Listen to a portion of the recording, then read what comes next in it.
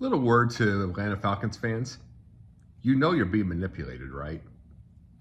I mean, let me explain. So yesterday, through no surprise of anyone, the Falcons absolutely destroyed the Giants 34-7. Well, maybe 34-7 was the surprise, but either way. I mean, it was no shock that they were going to win that game. But think about this. Michael Penix takes over the job after a win by Kirk Cousins, mind you. Not a pretty win, not by any stretch of imagination, but he takes over. What are the last three games? The Giants, the Commanders, and the Panthers. What does the media do all week long before the game? Slobbers all over Penix. Trashes Cousins, even though it was $180 million. And forget the fact that he had a pretty darn good start. He's been struggling, don't get that wrong. Penix probably does need to play. But think about it in that boat. Think about it just for a second, So, what does Penix do? Decent. Interception, not his fault. Probably stats that Cousins would have had. But he's the hero now. And Cousins wouldn't have done that. No, not at all. Yeah, right. It's the Giants.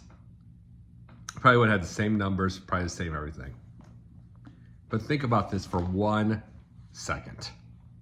Think about this. They're going to beat the Panthers, but that's a week from there. That's another week ahead. It's the Commanders.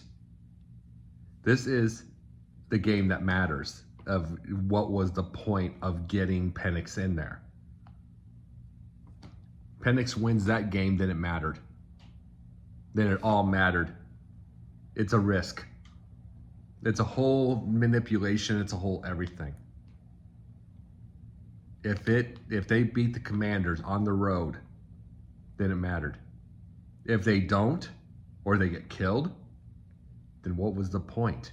Because Cousins would have gotten killed too. It'd just be another 2-1, which he could have gotten also. The thing is, in this case though, the manipulation is a risk.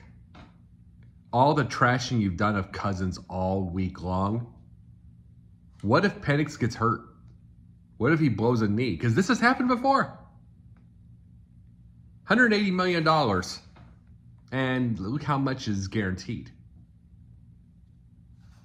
Yeah, will he play? Absolutely. Kirk Cousins is a class act. But he's not going to trust you anymore. He's not going to trust you.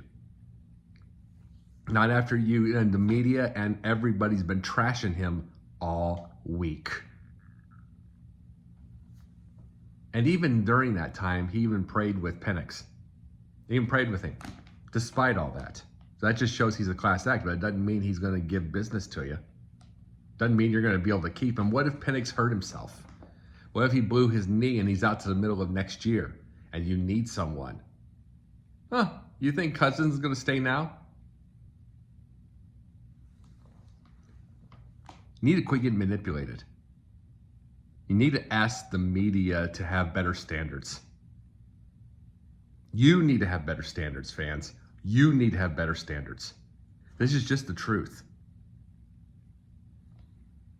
2-1 with Penix would not be worth the risk. Not 1 ounce. Because we already know what's going on here. They don't win the division. Cousins, what happens if we would have gotten him earlier? Gotten Penix earlier. They do win the division. See, we put him in at the right time. It's all manipulation. It's all manipulation, folks. And it all be from a schedule that just favors this. Favors it. Guess what? Kirk would beat the Giants. Kirk would beat the Panthers. And truthfully, he wouldn't beat the Commanders. In fact, he'd get killed by them. But that's the game. They want Penix to be able to beat them badly because it well had been worth it. Would have been worth it. But one big thing, you have to hope Penix doesn't get hurt. And that's the risk of the manipulation.